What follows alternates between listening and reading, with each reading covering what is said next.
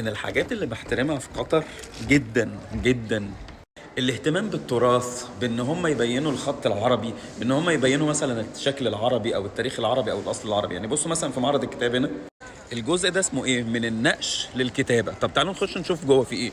بصوا هنا كاتب لك البدايه، الكتابه والربط بالقران الكريم. بعد كده ندخل هنا على الصخر. بعد كده شكل هم لسه بيجهزوا حاجات هنا. ادي اهو.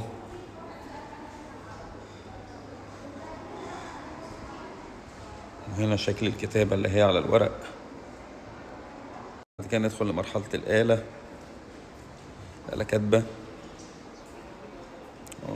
بعدين هنا الكتاب على الكمبيوتر. وعشان الموضوع ده بصوا بقى على دار الكتب القطرية عاملين حاجة ظريفة جدا، تعالوا نشوفها. بصوا هنا في شاشة هناك اهي. الشاشة دي عاملينها اللي هي رحلة النقش والكتابة. بصوا بقى البداية، تلاقي عندك المعلقات، أيام العرب، سيدنا محمد، خط الحجازي، أدوات الكتابة، خط كوفي، الدولة الأموية. وندخل على العصر الذهبي للإسلام. طبعا نحاول نجري شوية هنلاقي الإمبراطورية العثمانية. بعد كده ندخل هنا هنلاقي الطغرة.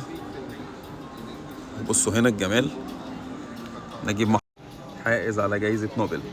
شايفين الفخر يا جماعة الجمال؟ أنا مبسوط بده.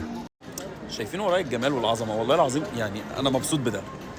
ومعلش بقى لو صوتي رايح شوية عشان النهاردة أصلا نزلت من المطار جيت على هنا.